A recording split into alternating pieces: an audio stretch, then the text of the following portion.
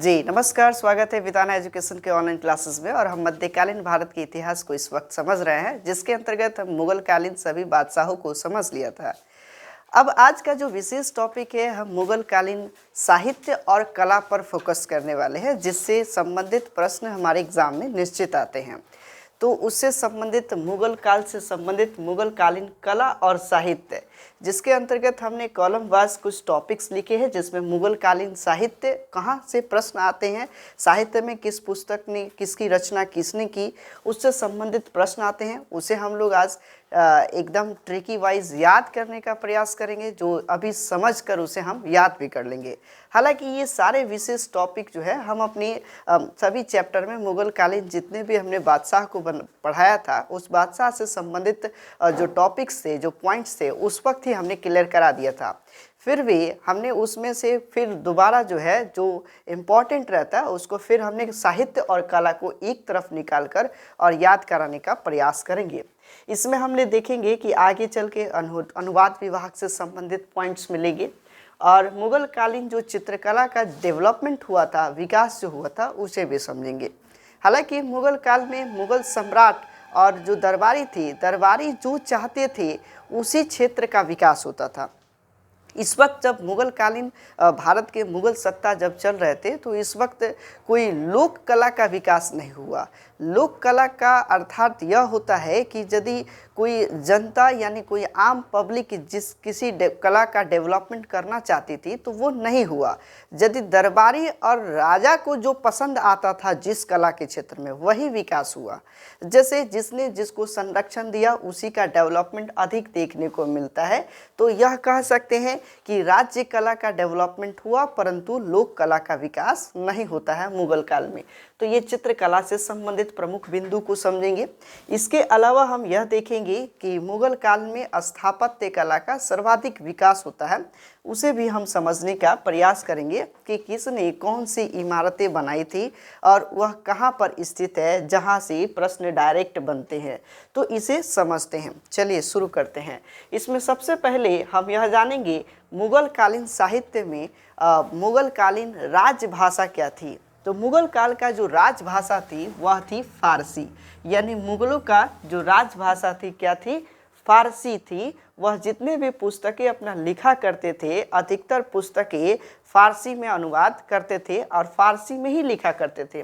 तो इस तरीके से हम समझ सकते हैं कि मुगलों का राजभाषा क्या था, फारसी था। जैसे आज वर्तमान में भारत की राजकाज की भाषा हिंदी है, वैसे ही मुगल काल में जो है भारत की राजभाषा क्या थी, फारसी थी। तो यहाँ से कई बार प्रश्न आया हुआ है कि मुगल कालीन राजभाषा क्या थी, तो आपका जवाब होना चाहिए फारसी।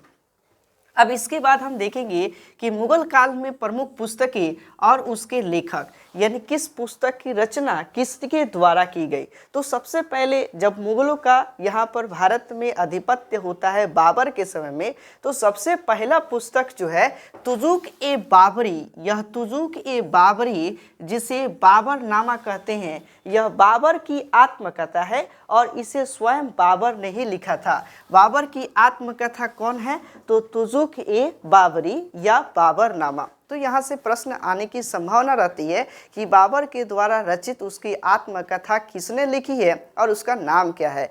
तो बाबर द्वारा रचित जो आत्मकथा है बाबरनामा, जिसे तुजुक ए बाबरी कहते हैं, यहाँ से इसकी रचना जो है तुर्की भाषा में की गई। यही एक पुस्तक आपको दिखेगा जो किस भाषा में लिखी गई है, तुर्की भाषा में लिखी गई है, और जिसका रचना स्वयं बाबर ने किया। अब इस तुर्की भाषा को भी देखिएगा, चूँकि मुगल काल में राजभाषा के रूप में फारसी था, तो जब अकबर का शासनकाल आता है तो अकबर के समय इसको फारसी में अनुवाद करा दिया गया। और फारसी में अनुवाद कराने वाले जो लेखक थे, जो राइटर थे, उन राइटर का नाम था अब्दुल रहीम खाना। जिस वक्त मैंने अकबर का चैप्टर पढ़ाया था, तो उस वक्त मैंने बताया था कि अकबर के संरक्षक बैरम खां के पुत्र अब्दुल रहीम खाना थे, और अकबर के सानिध्य में ही इन्होंने शिक्षा ग्रहण की। और उसके बाद इसके समय में ही देखिएगा कि जो तुजुक ए बाबरी जो तुर्की भाषा में लिखी गई थी उसका अनुवाद फारसी भाषा में की गई, किसके द्वारा? तो अब्दुल रहीम खाना खाना के द्वारा। तो ये लाइन आपका क्लियर हो गया होगा कि तुजुक ए बाबरी का फारसी अनुवाद किसके द्वारा की गई? तो अब्दुल रहीम खाना खाना। जबकि वह तुजुक ए बाबरी किस भाषा में लिखी गई थी? तो तुर्की भाषा में लिखी गई थी, जो बाबर की आत्मकथा है, बाबरनामा। तो ये पॉइंट आई होप आपको समझ में आ गया होगा। इसी तरीके से अन्य पुस्तकों की तरफ बढ़ते हैं। इसके बाद बाबर के बाद आते हैं हुमायूं। तो हुमायूं की जो आत्मकथा है, हुमायूं की जो साहित्य मिलती है, उसकी जानकारी वह हुमायूं नामा से मिलती है। तो हुमायूं नामा की रचना जो है हुमायूं की बहन गुलबदन बेगम के द्वारा लिखी गई है। हुमायूं की बहन थी गुलबदन बेगम, और गुलबदन बेगम ने ही एक हुमायूं नामा पुस्तक की रचना की थी, जो फारसी में था। और गुलबदन बेगम के द्वारा कौन सी पुस्तक लिखी गई? हुमायूं नामा। यह किससे संबंधित है? हुमायूं की आत्मकथा से संबंधित है, हुमायूं का चित्रण करती है यह पुस्तक हुमायूं नामा, जो गुलबदन बेगम के द्वारा लिखी गई। और गुलबदन बेगम किसकी बहन थी? तो हुमायूं की बहन थी। एक दो बार आप सुनिएगा, या अगर आप कॉपी पर इसे लिख लीजिएगा तो शायद याद हो जाएगा, जो एग्जाम के दृष्टिकोण से बहुत इंपॉर्टेंट हो जाता है। हुमायूं नामा की रचना किसके द्वारा की गई?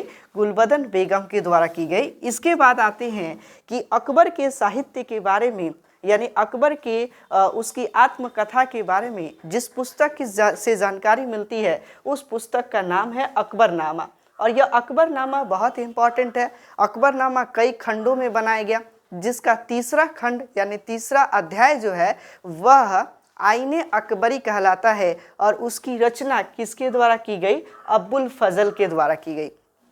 ये अबुल फजल अकबर के समय में बहुत बड़े साहित्यकार के रूप में थे, एक अच्छे विद्वान के रूप में थे। तो इन्हीं के द्वारा जो है अकबरनामा पुस्तक लिखी गई, जो फारसी में ही था। अब अकबरनामा जो है किसके द्वारा लिखी गई? अबुल फजल के द्वारा लिखी गई पुस्तक है, जो अकबर के साहित्य को बताता है। अब यहाँ से प्रश्न बन सकता है, अकबरनामा किसकी पुस्तक है? अबुल फजल की पुस्तक है। इस तरीके से आप आगे देखेंगे कि इसी के समय में, यानी हुमायूं के बाद अकबर, अकबर के बाद यानी हुमायूं और अकबर का जब शासनकाल चलता है, तो उस वक्त बदायूनी एक साहित्यकार थे। बदायूनी एक इतिहासकार और साहित्यकार के रूप में उस समय प्रख्यात थे। तो बदायूनी के द्वारा एक लिखी गई पुस्तक मुंतखाब उल तवारीख, मुंतखाब उल तवारीख। तो कहीं कहीं यह पुस्तक मुंतखब अल तवारीख लिखा हुआ मिलेगा। तो मुंतखब अल तवारीख यह फारसी में एक पुस्तक है, जो किसकी रचना है? बदायूनी की रचना है, जो विशेष रूप से हुमायूं और अकबर के शासनकाल के इतिहास को दर्शाता है। तो मुंतखब अल तवारीख की रचना किसकी लिखी गई पुस्तक है? बदायूनी की लिखी हुई पुस्तक है। शायद याद हो गया होगा, बदायूनी की पुस्तक मुंतखब अल तवारीख लिखी हुई एक पुस्तक है। इसी तरीके से जहांगीर की जो आत्मकथा है तुजुक ए जहांगीरी, यह ठीक बाबर यानी बाबर ने जिस तरीके से तुजुक ए बाबरी बाबरनामा लिखा था, वैसे ही जहांगीर ने ही स्वयं अपनी पुस्तक तुजुक ए जहांगीरी आत्मकथा स्वयं लिखता है। और इसके बाद यह जहांगीर के द्वारा लिखा गया पुस्तक है, जिसका जो है अंतिम रूप जो दिया गया मोतमीद खां के द्वारा दिया गया। अब इस तरीके से जहांगीर की जब मृत्यु हो जाती है, उसके बाद उसके अंतिम समयों की जो चर्चा जो लिखा गया है, वो मोतमीद खां के द्वारा लिखी गई पुस्तक है। तो जहांगीर यानी तुजुक ए जहांगीरी, जहांगीर के द्वारा ही लिखी गई पुस्तक शुरुआती स्टेप था, और अंतिम स्टेप जो लिखे गए हैं वो मोतमीद खां के द्वारा लिखी गई पुस्तक है। तो यह भी आप ध्यान में रखेंगे कि तुजुक ए बाबरी बाबर के द्वारा और तुजुक ए जहांगीरी जहांगीर के द्वारा। यहाँ प्रश्न यह भी बन सकता है कि जहांगीर की आत्मकथा किस पुस्तक में लिखी गई है? तो तुजुक ए जहांगीरी। बाबर की आत्मकथा किस में लिखी गई है? तुजुक ए बाबरी। तो ये पॉइंट्स आपको याद हो जाना चाहिए। ये फारसी में है, और जबकि तुजुक ए बाबरी तुर्की भाषा में लिखी गई पुस्तक है।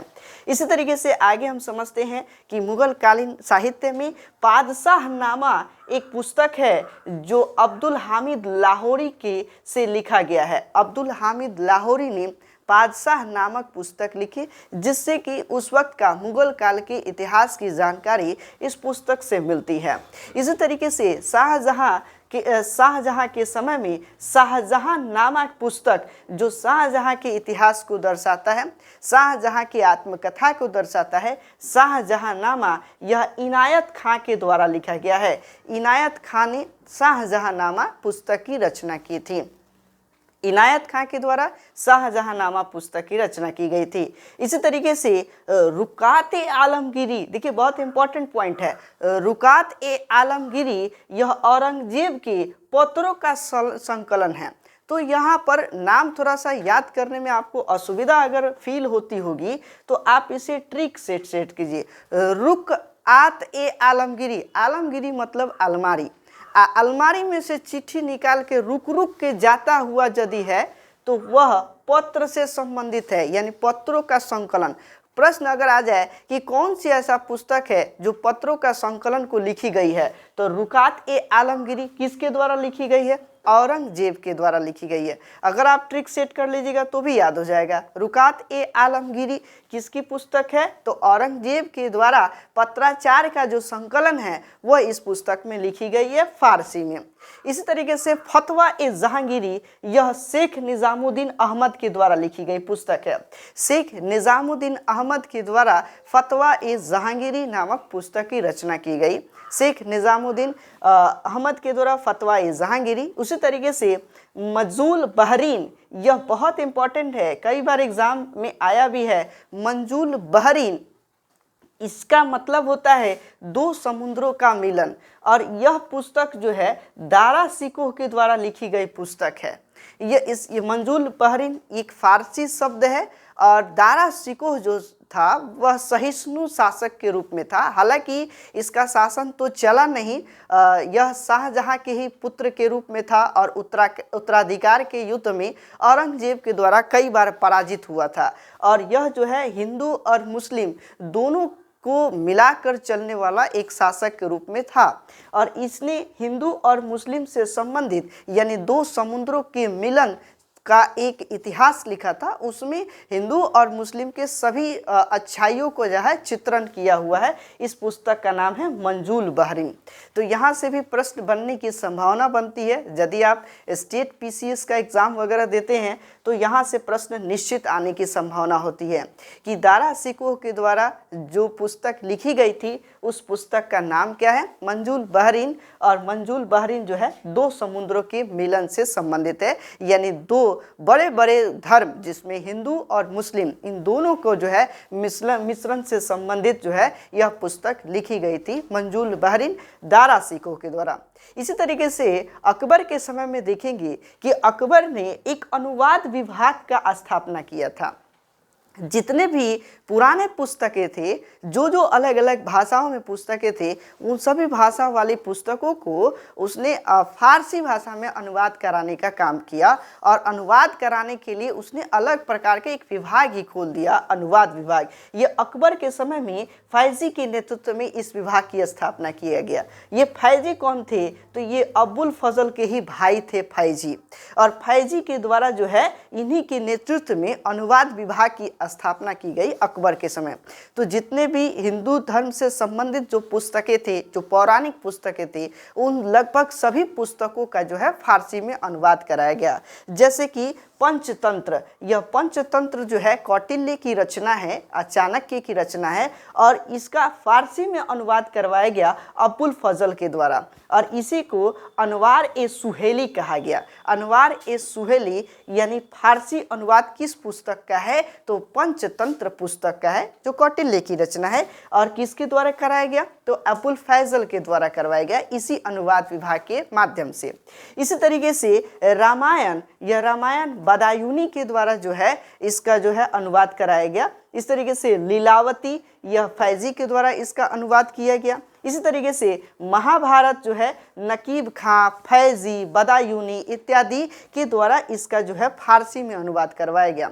और यही महाभारत का जब फारसी में अनुवाद कराया गया तो इसका नाम हुआ रज्मनामा। तो प्रश्न आता है कि रज्मनामा किसका फारसी अनुवाद पुस्तक है? तो फारसी में अनुवाद किया हुआ पुस्तक महाभारत का है रज्मनामा। तो यहाँ से भी आप पॉइंट्स को समझ सकते हैं कि महाभारत का फारसी अनुवाद पुस्तक का नाम जो है रज्मनामा है। हालांकि यहाँ पर किसके द्वारा कराया गया इतना नहीं पूछ सकता है। एक दो अगर आपको पॉइंट याद होगा, यह अकबर के समय में हुआ है, तो अकबर के समय के साहित्यकार के रूप में अबुल फजल, फैजी, बदायूनी, यही तीन प्रमुख जो है साहित्यकार के रूप में थे। तो इसे आप जरूर ध्यान रखिए, फैजी, बदायूनी, अबुल फजल, और इन्हीं के द्वारा जो है हम देखेंगे कि पुस्तकों का फारसी में अनुवाद भी किया गया। इस तरीके से हम देखेंगे नोट में कि एक दारा सिकोह जो है, दारा सिकोह ने और भी पौराणिक पुस्तकें जैसे कि उपनिषद, भागवत गीता और ईसाई धर्म के जो है बाइबल है इत्यादि जैसे धार्मिक पुस्तकों का जो है फारसी में अनुवाद करवाया। तो अनुवाद विभाग यानी अकबर के समय में जो अनुवाद विभाग खोले गए थे उसमें उस अनुवाद विभाग के माध्यम से बहुत सारे ऐसे पौराणिक पुस्तकें थे, उन सभी पौराणिक पुस्तकों का, लगभग सभी पौराणिक पुस्तकों का जो है फारसी में अनुवाद करने का काम किया गया। तो यहाँ से जो इम्पोर्टेंट है वही हमने लिखा, अनवार ए सुहेली किसका फारसी अनुवाद पुस्तक है? पंचतंत्र का। रज्मनामा किसका फारसी अनुवाद पुस्तक है? तो महाभारत का। तो ये पॉइंट जरूर निश्चित ही याद करेंगे। अब हम बात करते हैं चित्रकला से संबंधित, यानी मुगल काल में कला किस प्रकार डेवलप किया। हालांकि मुगल काल में लोक चित्रकला का विकास तो हुआ नहीं, लेकिन राज्य चित्रकला का विकास हुआ था। और अंतिम क्षणों में जब औरंगजेब का शासन आता है तो उस समय देखिएगा कि चित्रकला पर पूरी तरह से प्रतिबंध लगा दिया जाता है। औरंगजेब ने यहाँ तक कि नृत्य संगीत पर भी प्रतिबंध लगा देता है। और औरंगजेब की सत्ता समाप्त होते ही मुगलों का पतन धीरे धीरे होना शुरू हो जाता है और फिर यहाँ पर यूरोपियों का आगमन हो जाता है और फिर अंग्रेजी शासन शुरू हो जाता है और आधुनिक भारत में हम लोग चलने लगते हैं। तो यही देखेंगे कि जो चित्रकला की जो शुरुआत होती है वह मुगल काल की चित्रकला की नींव हुमायूं के द्वारा रखी गई। हुमायूं के समय में ही चित्रकला की नींव पड़ी। हालांकि हुमायूं के समय में चित्रकला का बहुत ज़्यादा विकास नहीं हुआ, लेकिन उसके द्वारा जो है पेंटिंग की शुरुआत की गई। दरबार में चित्रकला को जो है अनुमति दिया गया। यह इस समय जो प्रमुख चित्रकार के रूप में जो थे वह थे मीर सैयद अली एवं अब्दुल समद। ये दो फारसी चित्रकार थे, मीर सैयद अली और अब्दुल समद। इन दो फारसी चित्रकारों के आधार पर यहाँ पर हुमायूं के समय में चित्रकला की नींव पड़ी। तो प्रश्न अगर बन जाए कि मुगल काल में चित्रकला की नींव किसके शासन काल में हुआ, तो हुमायूं के शासन काल में हुआ। बाबर आया लेकिन 4 साल तक ही रहा, ज़्यादा दिन तक उसका शासन चला नहीं, तो वो अपने साम्राज्य को स्थापित तो कर ही नहीं पाया। और इसने भी थोड़े बहुत साम्राज्य स्थापित किया था कि अंतिम समय में देखिएगा लगभग 15 सालों तक भारत छोड़कर भागना पड़ा। इसके समय में ही चित्रकला का जो है नींव दिया गया और पूरी चित्रकला का विकास नहीं हुआ। इसी के बाद देखिएगा कि अकबर के समय में कुछ प्रमुख चित्रकार होते हैं। अकबर के समय में प्रमुख चित्रकार में दसवंत होंगे, बसावन होंगे और अब्दुल समद। ये वही अब्दुल समद है जो हुमायूं के शासन काल में चित्रकारी करते थे। तो अब्दुल समद भी जो है अकबर के समय में चित्रकार के रूप में थे। महेश इत्यादि जो है अकबर के शासन काल के प्रमुख चित्रकार थे। तो यहाँ से प्रश्न बनते हैं कि निम्न में से कौन अकबर के समकालीन चित्रकार हैं। तो निम्न में से कौन अकबर के समकालीन चित्रकार पूछते तो आपको दसवंत बसावन जरूर याद रखना है। ये बसावन जो है अकबर के शासन काल के एक प्रमुख चित्रकार थे, एक बहुत बेहतरीन कारीगर। चित्रकारी के क्षेत्र में देखा जाए तो बहुत अच्छे पेंटिंग के रूप में बसावन थे, दसवंत थे। ये जरूर आप ध्यान में रखेंगे। इसके बाद आप देखेंगे कि अकबर ने कई यंत्रों का चित्रण करवाया, यानी अकबर के द्वारा जैसे कि तोप जो है, अलग अलग तोप का जो मशीनें बनी हुई है, उन सभी तोप के मशीनों यानी यंत्रों का जो है चित्रण कराने का काम अकबर के समय में किया गया। हालांकि चित्रकला का जो स्वर्ण युग है वह चित्रकला का स्वर्ण युग जहांगीर के शासनकाल को कहा जाता है। ये पॉइंट है कि चित्रकला के स्वर्ण युग किसके शासनकाल को कहा जाता है? जहांगीर के शासनकाल को कहा जाता है। और जहांगीर एक स्वयं जहांगीर जो सम्राट था, जो बादशाह था, स्वयं एक अच्छा पारखी चित्रकार था। वह किसी भी चित्रकला को पारखी नज़र से देखता था। और वह अपनी आत्मकथा में यह भी बात लिखा है कि यदि किसी व्यक्ति का पेंटिंग 5 पेंटर के द्वारा यानी 5 चित्रकारियों के द्वारा अगर पेंटिंग किया गया है तो मैं यह बता सकता हूँ कि नाक किसने बनवाया, नाक किसके द्वारा बनाया गया, आँख किसके द्वारा बनाया गया, कान किसके द्वारा बनाया, यानी शरीर के अलग अलग हिस्से को अलग अलग अगर चित्रकार पेंटिंग करते हैं तो मैं यह बता सकता हूँ कि यह चित्रकार के द्वारा इसकी पेंटिंग की गई है। तो इसके पास पारखी नज़र होती थी और यह जो है स्वयं चित्रकार था जहांगीर। तो इसके शासन काल में देखिएगा कि सबसे ज़्यादा चित्रकला का विकास हुआ, डेवलपमेंट हुआ। इतना ही नहीं, इसने चित्रकला से संबंधित एक क्षेत्र ही बना दिया था। दिल्ली के क्षेत्रों में एक क्षेत्र जहां चित्रकला विभाग था और सिर्फ चित्रकारी संबंधित काम होते थे। तो यहाँ पर यह भी प्रश्न बनता है कि चित्रकला की फैक्ट्री किसके शासनकाल में थी। ये स्टेट पीसीएस के एग्जाम में हाल ही में पूछे गए थे कि चित्रकला की फैक्ट्री किसके शासनकाल को कहा जाता है। तो चित्रकला की फैक्ट्री जो थी वह जहांगीर के समय में ही लगाया गया था। तो ये बात ध्यान में रखेंगे। इस समय इसका प्रमुख चित्रकार अबुल हसन थे, उस्ताद मंसूर, आकारीजा, मनोहर इत्यादि ये जो है प्रमुख चित्रकार के रूप में थे। तो कुछ आपको ध्यान में रखना होगा। उस्ताद मंसूर का नाम जरूर याद रखिए, अबुल हसन का नाम जरूर याद रखिए, क्योंकि अब इसके बाद देखिएगा कि उस्ताद मंसूर जो चित्रकार थे वो पक्षी विशेषज्ञ थे, यानी पक्षियों का चित्रण करते थे। हालांकि जिस वक्त मैंने जहांगीर का टॉपिक आपको पढ़ाया था उस समय भी मैंने इसकी चर्चा किया था कि उस्ताद मंसूर जो है पक्षी का चित्रण करते थे और पक्षियों के एक एक बाल तक का चित्रण करते थे, उसके रुएं तक का चित्रण जो है बहुत बारीकी नज़र से किया करते थे उस्ताद मंसूर। इसी की वजह से सम्राट यानी बादशाह जहांगीर के द्वारा जो है उन्हें एक उपाधि दिया गया था नादिर उल अस्त्र का। नादिर उल अस्त्र का जो उपाधि उस्ताद मंसूर को दिया गया इनके पक्षी चित्रण की वजह से, और प्रत्येक पक्षियों का चित्रण बहुत अच्छे तरीके से किया करते थे।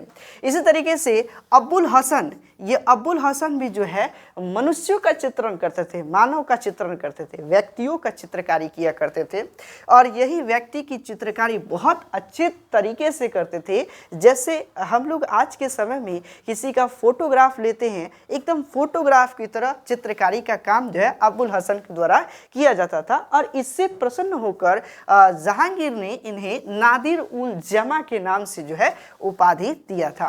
तो ध्यान दीजिएगा, यहाँ पर अगर नादिर उल जमा याद नहीं हो, नादिर उल अस्त्र नहीं याद हो तो आपको ये केवल 2 पॉइंट याद रखिए। नादिर उल और अस्त्र का मतलब होता है कि बिना अस्त्र का, बिना शस्त्र का किसी चिड़िया का जो है शिकार नहीं कर सकते। तो चिड़िया का शिकार यानी पक्षी का चित्रण करने के लिए किसको दिया गया? मंसूर जी को दिया गया, उस्ताद मंसूर को।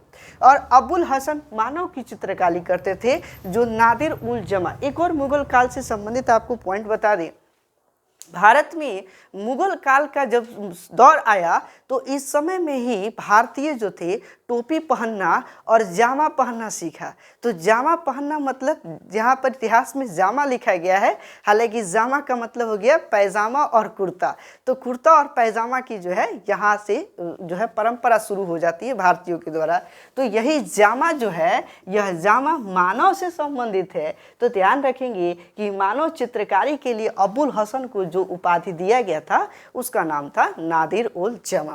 अब आगे बात करते हैं कि इसके बाद शाहजहां के समय में जो चित्रकार थे वह थे फकीर उल्लाह और मीर हासिम इत्यादि। शाहजहां के दरबार में चित्रकारियों का तो उतना अच्छा डेवलपमेंट हुआ नहीं, लेकिन इनके समय में स्थापत्य कला का विकास ज़्यादा हुआ।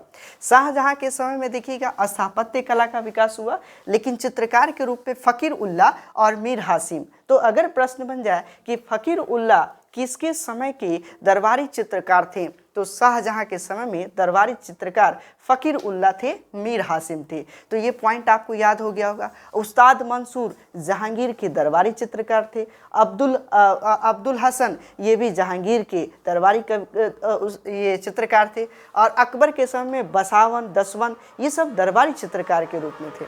अब आगे बात करते हैं कि औरंगजेब के समय में चित्रकारी पर पूरी तरह से प्रतिबंध लगा दिया गया। कारण क्या था कि औरंगजेब हमेशा इस्लामिक धार्मिकों को मानते हुए जो है इस्लामिक धार्मिकों को मानते हुए इसको जो है अपना शासनकाल शुरू किया और इसके आधार पर इसने चित्रकारी, नृत्य कला और इसके अलावा कई ऐसे जो मुगल दरबार में जो त्योहार मनाए जाते थे उन सभी त्योहारों पर भी पूरी तरह से प्रतिबंध लगा दिया औरंगजेब के समय में। तो यहाँ से प्रश्न बन जाए कि किसके शासनकाल में चित्रकारी पर प्रतिबंध लगाया गया? तो औरंगजेब के शासनकाल में चित्रकारी पर पूरी तरह से प्रतिबंध लगा दिया गया। चलिए अब बात करते हैं स्थापत्य कला से संबंधित। तो स्थापत्य कला जहाँ से कई इमारतें बनाना, मकबरा निर्माण शैली, या स्थापत्य का मतलब यही होता है कि अगर किसी प्रकार का कोई इमारत बन रहा है, कोई मकबरा तैयार किया जा रहा है, या कुछ ऐसे चीज़ें जैसे कोई बाग वगैरह बनाया गया है, तो ये सब स्थापत्य कला के अंतर्गत आता है। तो स्थापत्य कला जो है इस्लामिक एवं भारतीय शैली का मिश्रण था। जो भारत में स्थापत्य कला जितने भी मुगल काल में हुआ है उस वक्त जो है इस्लामिक और भारतीय शैली का जो है मिश्रण किया गया है। सबसे पहले शुरुआत करते हैं कि बाबर के समय में कौन सी स्थापत्य कला का निर्माण हुआ। तो बाबर के समय में आगरा में आराम बाग निर्माण करवाया गया। आगरा में आराम बाग निर्माण करवाया गया और यहीं पर बाबर की जब मृत्यु होती है तो पहली बार आगरा के आराम बाग में ही दफनाया जाता है। परंतु जब बाबर का जब तुजुक ए बाबरी यानी बाबरनामा पुस्तक पढ़ा जाता है तो वो अपनी आत्मकथा में बताया कि मेरी जो शव होगी यानी मेरी जो कब्र होगी वो हमारे जन्म स्थल पर रखा जाए। तो इसके बाद जल्दी जल्दी में फिर आराम बाग से उसको निकाल के और फिर उसको काबुल लेके जाया गया। तो ये आप समझ सकते हैं कि बाबर यानी आगरा में आराम बाग का निर्माण बाबर ने करवाया था। इसी तरीके से हुमायूं के द्वारा जो है दीन पनाह नामक भवन निर्माण करवाया गया और इन्हीं दीन पनाह भवन की पुस्तकालयों की सीढ़ी से गिरकर हुमायूं की मृत्यु भी हो जाती है और यह दीन पनाह भवन पुरानी दिल्ली में स्थित है। तो यहाँ प्रश्न बनता है कि दीन पनाह भवन का निर्माण किसने किया? तो हुमायूं के द्वारा करवाया गया। आगरा में आराम बाग का निर्माण किसने करवाया? तो बाबर के द्वारा करवाया गया। तो स्थापत्य कला से संबंधित देखेंगे। इस तरीके से इसके बाद अकबर के द्वारा देखिएगा हुमायूं का मकबरा निर्माण करवाया गया। अकबर के शासनकाल में हुमायूं का मकबरा निर्माण करवाया गया और यही हुमायूं का मकबरा जो है यह हाजी बेगम के द्वारा बनाया गया। ये हाजी बेगम थी हुमायूं की विधवा बेगम और इन्हीं के द्वारा जो है हुमायूं का मकबरा बनाया गया और यही हुमायूं का मकबरा ऐसा मकबरा है जो दोहरी गुंबद वाला पहला ऐसा मकबरा है। हालांकि इससे पहले मुगल काल से पहले भी देखिएगा कि यहाँ मकबरा शैली हो था। मुगल काल में हुमायूं के समय भी जैसे कि शेर शाह सूरी का मकबरा बना था वैसे ही यहाँ पर भी हुमायूं का मकबरा का जो निर्माण हुआ यह दोहरी गुंबद वाला मकबरा था। यानी दोहरी गुंबद का मतलब हो गया कि दो गुंबद बनाना और उसके ऊपर। तो ये जो है दोहरी गुंबद का मकबरा जो है पहली बार जो है हुमायूं के मकबरा में ही प्रयोग किया गया जिसे हाजी बेगम के द्वारा निर्माण करवाया गया अकबर के शासनकाल में। अब इसके बाद बात करते हैं कि अकबर के द्वारा ही यानी अकबर के शासनकाल में अन्य बहुत सारे ऐसे स्थापत्य कला थे उसका भी विकास हुआ। जिससे इम्पॉर्टेंट होता है आगरा का लाल किला किसने बनवाया? तो आगरा का लाल किला अकबर ने बनवाया जबकि दिल्ली का लाल किला शाहजहां ने बनवाया। ये ध्यान रखेंगे, आगरा का लाल किला अकबर ने बनवाया और दिल्ली का लाल किला किसने बनवाया? तो शाहजहां ने बनवाया। इसी तरीके से इलाहाबाद का किला अकबर के द्वारा ही बनाया गया। इसी के अलावा लाहौर का किला जो है अकबर के द्वारा बनाया गया। तो ये तीन किला इंपॉर्टेंट है, तीन किला को जरूर ध्यान रखेंगे कि आगरा का किला, इलाहाबाद का किला, लाहौर का किला ये अकबर के द्वारा ही बनवाया गया है। तो अकबर के द्वारा निर्मित आगरा का किला, इलाहाबाद का किला, लाहौर का किला ये खास ध्यान रखेंगे। इसके बाद अकबर ने एक नए शहर का निर्माण किया फतेहपुर सीकरी और फतेहपुर सीकरी में बहुत सारे स्थापत्य कला संबंधित जो है इमारतें बनवाई गई। वो फतेहपुर सीकरी में सबसे ज़्यादा देखिएगा इमारतें बनवाने का काम अकबर ने किया था। तो फतेहपुर सीकरी में कौन कौन सी इमारतें बनी इसको भी जरा सा इसको नोटिफाई कर ले। तो फतेहपुर सीकरी जो है उसमें वहाँ पर दीवान ए आम, हालांकि फतेहपुर सीकरी में भी दीवान ए आम मिलेगा, आगरा में भी दीवान ए आम मिलेगा, दिल्ली में भी दीवान ए आम मिलेगा। आम आपको हर जगह मिलेगा, आम मिलेगा, दीवान ए खास मिलेगा। दीवान ए खास और दीवान ए आम ये फतेहपुर सीकरी में किसके द्वारा निर्मित करवाया गया? तो अकबर के द्वारा निर्मित करवाया गया। इसी तरीके से फतेहपुर सीकरी में जोधाबाई का महल, अकबर की पत्नी थी जोधाबाई, और जोधाबाई का महल जो है फतेहपुर सीकरी में निर्माण करवाया, और अकबर के द्वारा ही बीरबल का महल जो है फतेहपुर सीकरी में ही निर्मित करवाया गया। इसी तरीके से इबादत खाना फतेहपुर सीकरी में है, और पंचमहल फतेहपुर सीकरी में ही अकबर के द्वारा बनवाया गया। अब्बुल फजल का महल जो है यह भी फतेहपुर सीकरी में बनवाया। इसी तरीके से शेख सलीम चिश्ती का दरगाह, तो शेख सलीम चिश्ती का कब्रगाह या शेख सलीम चिश्ती का दरगाह यह जो है फतेहपुर सीकरी में ही स्थित है। तो शेख सलीम चिश्ती के दरगाह पर ही मन्नत मांगने से अकबर को एक पुत्र की प्राप्ति हुई, जिसे का नाम सलीम पड़ा, और उसी को जहांगीर के रूप में हम लोग पढ़े हैं। तो ये आप समझ सकते हैं कि फतेहपुर सीकरी में ही शेख सलीम चिश्ती का दरगाह अकबर के द्वारा निर्मित करवाया गया। जिस वक्त अकबर ने गुजरात अभियान करके गुजरात को जीत कराया था, तो उस समय अकबर ने फतेहपुर सीकरी में एक बुलंद दरवाजा का निर्माण करवाया। तो बुलंद दरवाजा किसने निर्मित करवाया? अकबर ने करवाया। कहाँ पर? तो फतेहपुर सीकरी में। यही फतेहपुर सीकरी में तुर्की सुल्तान महल का निर्माण करवाया। तुर्की सुल्तान महल कहाँ स्थित है? फतेहपुर सीकरी में, और यह जो है अकबर के द्वारा निर्मित करवाया गया। इसी तरीके से जहांगीर के शासनकाल में देखेंगे कि अकबर के बाद उसका उत्तराधिकारी जहांगीर होता है। तो जहांगीर के समय में कौन से स्थापत्य कला का विकास हुआ? तो जहांगीर के समय में एक बनाया गया अकबर का मकबरा। यह अकबर का मकबरा जो है सिकंदरा में स्थित है, और अकबर का मकबरा जहांगीर ने ही निर्मित करवाया था। इस तरीके से इसी के समय में जहांगीर के शासनकाल में ही इसकी पत्नी नूरजहां ने अपने पिता एतमाद-उद-दौला के नाम पर एतमाद-उद-दौला का मकबरा का निर्माण नूरजहां के द्वारा करवाया गया।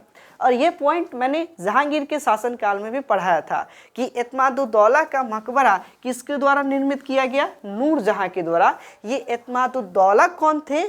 तो नूरजहां के पिता थे और जहांगीर के ससुर थे। तो इनके नाम पर एक मकबरा का निर्माण हुआ नूरजहां के द्वारा, एतमाद-उद-दौला का मकबरा, जहां पर पहली बार संगमरमर का प्रयोग किया गया। यानी मुगल काल में सबसे पहली बार संगमरमर का प्रयोग करके जिस मकबरा का निर्माण किया गया वह था एतमाद-उद-दौला का मकबरा। और इसी मकबरे में पच्चीकारी, जिसे पीतरा-दूरा कहते हैं, तो पीतरा-दूरा का प्रयोग किया गया। इस पर भी मैंने विशेष पॉइंट्स बताया था। पीतरा-दूरा होता है कि पत्थरों में नक्काशी करके और जरी लगाने का काम जो होता है वह पीतरा-दूरा कहा जाता है, या पच्चीकारी कहा जाता है। जैसे हम लोग आम बोलचाल की भाषा में चिप्पीकारी कहते हैं। जैसे कभी कभी होता है दीवालों में हम लोग गिट्टी वगैरह चिप्पी लगा देते हैं, जो है कि कांटे की तरह चिप्पी कर देना, तो वही होता है पीतरा-दूरा, जो पत्थरों में नक्काशी करके जरी लगाकर ताकि वो चमके, उसके अंदर से चमक निकले, वह काम जो है पीतरा-दूरा का प्रयोग पहली बार एतमाद-उद-दौला के मकबरा में किया गया। और यह एतमाद-उद-दौला का मकबरा किसने निर्माण करवाया? तो नूरजहां के द्वारा निर्माण करवाया गया। ये कई बार एग्जाम में आया है, तो इसे जरूर आप ध्यान रखेंगे। इसके बाद आप आके समझते हैं कि शाहजहां के द्वारा, यह शाहजहां के समय में स्थापत्य कला का सबसे ज्यादा विकास हुआ, और इसी को स्थापत्य कला का स्वर्ण युग कहा जाता है। फिर से मैं आपको पॉइंट ध्यान दे कि शाहजहां का जो है स्थापत्य कला का स्वर्ण युग कहते हैं, जबकि इधर हम देखेंगे कि जहांगीर के समय में चित्रकार का जो है चित्रकारी का स्वर्ण युग कहा जाता है। जहांगीर को जो है चित्रकला का जो है स्वर्ण युग किसको कहा जाता है? जहांगीर के काल को। जबकि स्थापत्य कला का स्वर्ण युग किसे कहा जाता है? शाहजहां के काल को।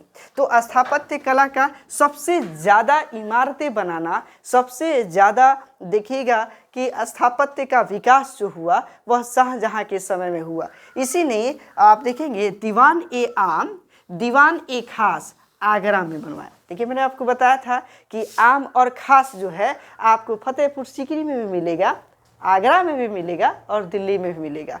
तो अभी आगरा का जो है दीवान ए आम और दीवान ए खास किसके द्वारा बनवाया गया? तो शाहजहां के द्वारा। शाहजहां ने ही आप देखिएगा आगरा में मोती मस्जिद का निर्माण करवाया।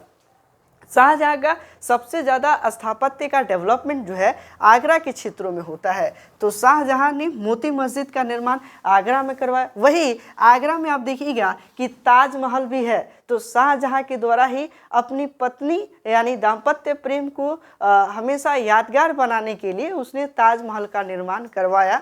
तो यह ताजमहल आगरा में बनवाया किसके द्वारा? तो शाहजहां के द्वारा बनवाया गया, ये सबको पता है। लेकिन इसके इम्पॉर्टेंट पॉइंट क्या है कि इस ताजमहल का निर्माण कराने में प्रमुख मिस्त्री के रूप में और प्रमुख आर्किटेक्ट के रूप में कौन थे?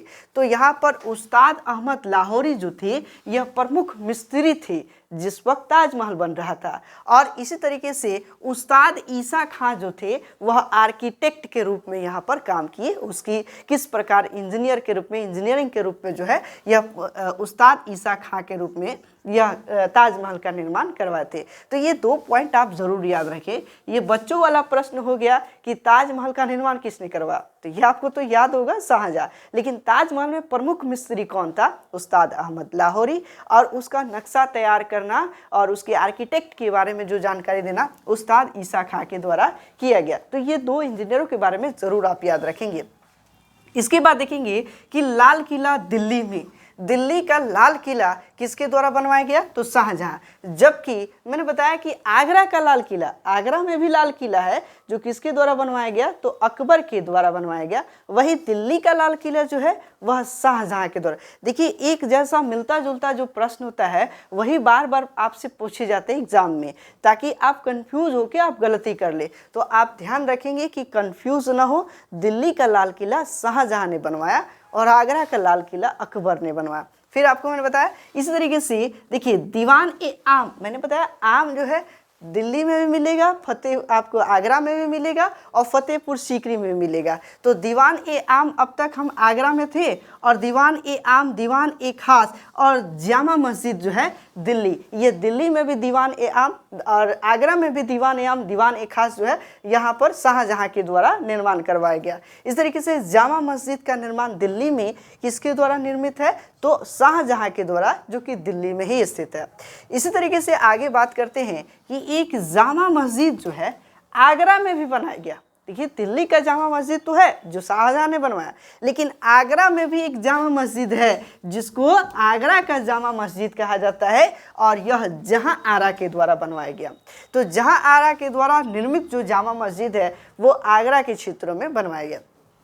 इसके बाद बात करते हैं कि शाहजहां के बाद उसका पुत्र औरंगजेब होता है। तो औरंगजेब के समय में तो बिल्कुल हर चीज़ों पे प्रतिबंध था ही, और इसी के समय में देखिएगा कि औरंगजेब ने सिर्फ अपनी पत्नी रबिया उद दौरानी जिसे आप देखेंगे कि इनके नाम पर जो है बीबी का मकबरा निर्माण करवाया और बीबी का मकबरा औरंगाबाद में स्थित कराया। यही बीबी का मकबरा ताजमहल की 2 कॉपी किया, यानी ताजमहल की तरह हूबहू दिखने वाला जो मकबरा बनवाया वह बीबी का मकबरा औरंगजेब के द्वारा बनवाया गया, जो अपने पत्नी के नाम पर यानी रबिया उद दौरानी के नाम पर बनवाया गया। रबिया उद दौरानी का मकबरा जो है बीबी का मकबरा कहा जाता है और औरंगाबाद में स्थित है, महाराष्ट्र के औरंगाबाद में।